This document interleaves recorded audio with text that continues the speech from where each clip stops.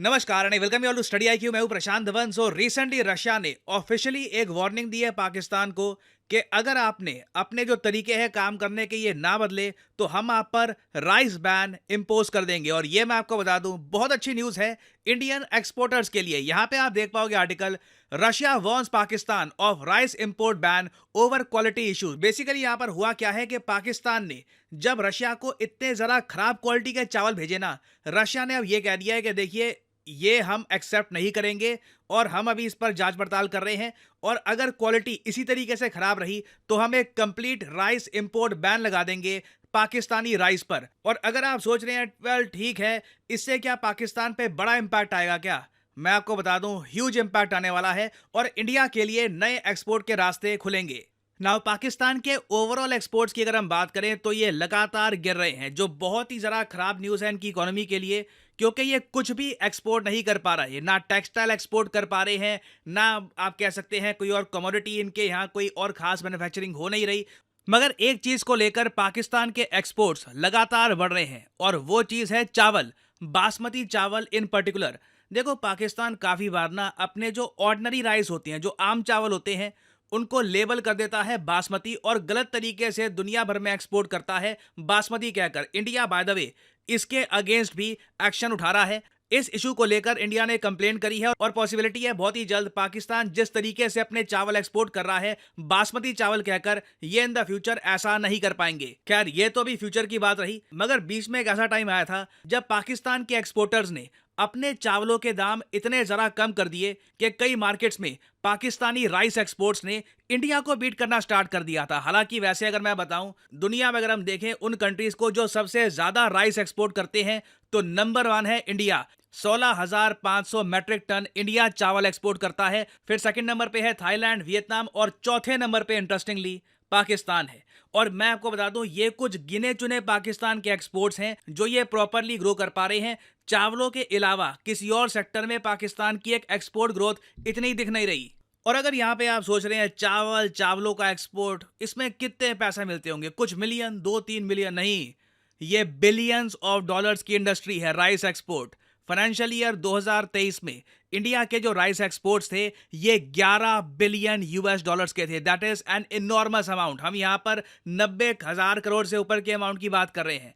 तो आप समझ सकते हैं कि जब पाकिस्तान ने पायरेसी करनी स्टार्ट कर दी, कई जगह तो इन्होंने क्या किया कि जो इंडियन साइंटिस्ट द्वारा कल्टीवेटेड सीड्स हैं ये यूज करने स्टार्ट कर दिए पाकिस्तान में बिना जीआई टैग के। और लिटरली आप कह सकते हैं जैसे कोई मूवी होती है ना, उसकी पायरेटेड कॉपी लोग बेच देते हैं या फिर फ्री में अपलोड कर देते हैं ऑनलाइन, उसी तरीके से ये एक एग्रीकल्चरल पायरेसी थी जो पाकिस्तान कर रहा था। और उस वजह से पाकिस्तान के एक्सपोर्ट्स कई मिलियंस ऑफ डॉलर्स बढ़ गए और एक इनकी एक बहुत ही इंपॉर्टेंट मार्केट बन गई थी रशिया। रशियन मार्केट्स में सरप्राइजिंगली इंडिया से ज्यादा पाकिस्तानी बासमती राइस दिखने स्टार्ट हो गए थे और रशियंस इनको परचेज कर रहे थे, क्योंकि वहां पे देखो रशियंस के माइंड में या फिर फॉरेनर्स के माइंड में इन पर्टिकुलरली आप कह लो, वो लोग बासमती राइस को देखते हैं एज ए ब्रांड कि बासमती राइस मतलब कि अच्छे लंबे चावल होंगे, एरोमेटिक चावल होंगे और मोस्टली बासमती राइस तो इंडिया से ही आते होंगे। तो काफ़ी बार कंट्री ऑफ ओरिजिन भी लोग चेक नहीं करते।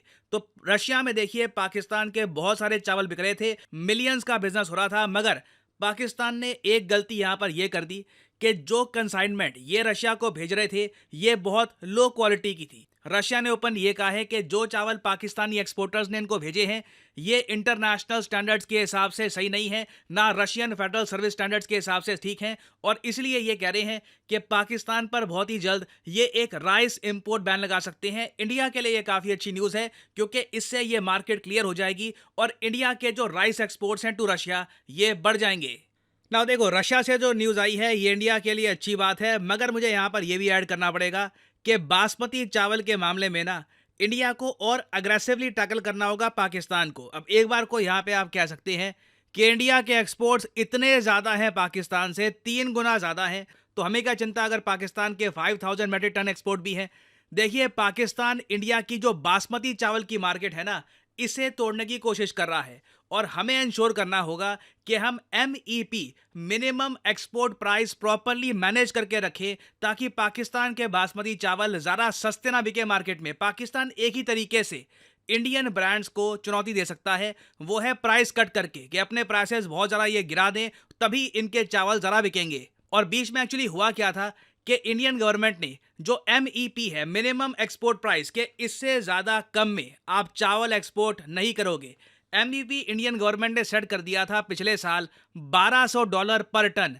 इंडियन चावल बिकने बहुत ज़्यादा कम हो गए थे। लोगों ने कहा था कि बहुत ज़्यादा एक्सपेंसिव बेच रहा है इंडिया चावल, और फिर जाके इंडिया को अपने जो प्राइसेस है ये कम करने पड़े।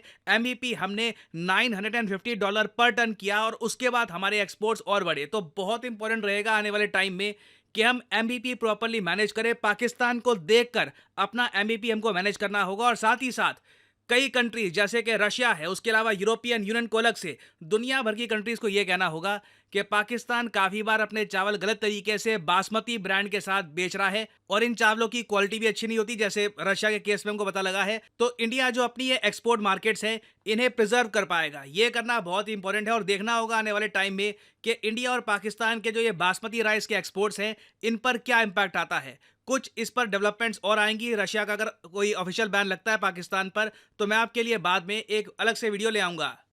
और फाइनली यहाँ पे मैं आपसे एक सवाल ही पूछूंगा। क्वेश्चन यहाँ पर यह है कि हाल ही में इसमें से किस संगठन ने रिलीज करी है trends in the world military expenditure 2023 report. इस पर मैंने एक अलग से वीडियो भी बनाई है, जहां पे मैंने आपको बताया था कि इंडिया का जो मिलिट्री एक्सपेंडिचर है ये $83 बिलियन तक पहुंच चुका है, मगर फिर भी ओवरऑल डिफेंस एक्सपेंडिचर के मामले में हम 3rd रैंक से गिरकर 4th रैंक पे आ चुके हैं। बताइए कि ये जो रिपोर्ट है कौन पब्लिश करता है?